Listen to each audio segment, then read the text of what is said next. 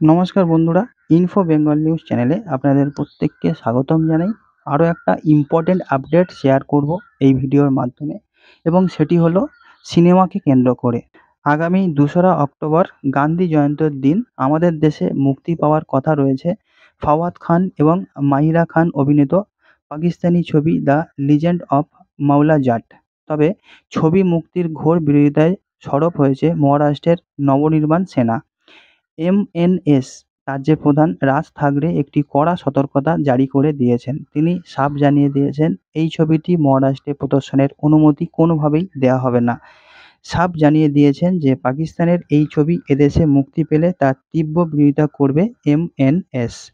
রাজ থাকরে পরিষ্কারভাবে জানিয়েছেন যে শিল্পের কোনো সীমান্ত হয় না, সেটা ঠিকই, তবে সেটা অন্যান্য ক্ষেত্রে ঠিক আছে, কিন্তু পাকিস্তানের ক্ষেত্রে এটা মোটেও প্রযোজ্য নয়।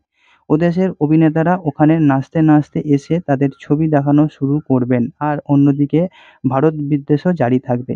এটা কেমন ব্যাপার? মহারাষ্ট্রের কথা ছেড়ে দিন, দেশের অন্য রাজ্যই এই সিনেমা প্রদর্শনের অনুমতি দেওয়া উচিত নয়। অবশ্যই বাকি রাজ্যগুলো কি করবে সেটা তাদের বিষয়, তবে এটা নিশ্চিত যে এই সিনেমাটি কোনোভাবেই মহারাষ্ট্রে মুক্তি দেওয়া হবে না। কড়া ভাষাতে এই ছবি যে মুক্তি দেওয়া হবে না, সেটির জন্য সতর্ক করে দেওয়া হয়েছে রাজ থাকরের তরফ থেকে। তিনি বলেছেন যে, "আমাদের আগের পদক্ষেপগুলির কথা নিশ্চয়ই মনে আছে। এই সিনেমা যে সময় মুক্তি পাবে সেই সময় শুরু হবে নবরাত্রি উৎসব।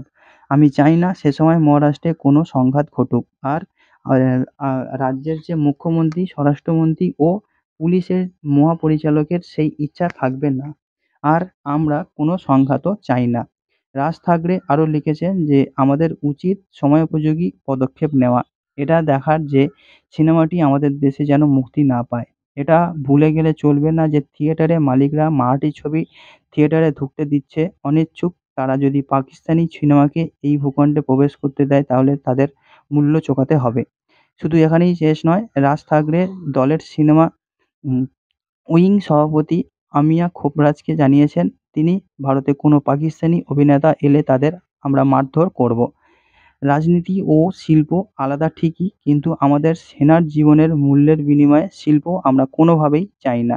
ওরা আমাদের সেনাদেরকে যেভাবে অত্যাচার করে, মারে, আমাদেরকে ক্ষতি করে, তার কিন্তু পরিপ্রেক্ষিতে আমরা কোনোভাবেই পাকিস্তানের কোনো সিনেমাকে বা পাকিস্তানের কোনো শিল্পীকে আমরা মেনে নেব না, এবং ওদেরকে আমরা কোনোভাবেই এখানে আসতে দেব না। গত সপ্তাহেও হামলা হয়েছে।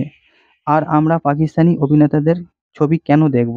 এই রকমটা কেউ ভাবতেও পারে কি করে? আমাদের জমিতে তাদেরকে পা রাখতে দেব না, তাদেরকে ভেঙে গুঁড়িয়ে দেবো বলেই কিন্তু রাজ থাকরে পরিষ্কার করে জানিয়ে দিয়েছে। এবং পাকিস্তানি যে সিনেমা, এই যে নতুন এই সিনেমাটি আসছে, এই সিনেমাটি যে মহারাষ্ট্রে রিলিজ করতে দেওয়া হবে না বলেই কিন্তু এক প্রকার হুঙ্কার দেওয়া হয়েছে রাজ থাকরের তরফ থেকে। কিন্তু এই যে সিনেমা দ্য লিজেন্ড অফ মাওলা জাট, এই যে সিনেমা, তা কিন্তু অবশ্যই কতটা ভালো হবে, কতটা খারাপ হবে সেটা কিন্তু পরের কথা। কিন্তু রাজ থাকরে যেমনটা জানিয়ে দিয়েছে, মহারাষ্ট্রে এই সিনেমা চলছে না, কোনো হল এই সিনেমা দেখাবে না বলেই কিন্তু তিনি এক প্রকার হুঙ্কার জানিয়ে দিয়েছে। তো বন্ধুরা, আপডেট এই পর্যন্তই ছিল। দেখা হচ্ছে আপনার সঙ্গে পরবর্তী ভিডিওতে। সবাই খুব ভালো থাকুন। Good bye.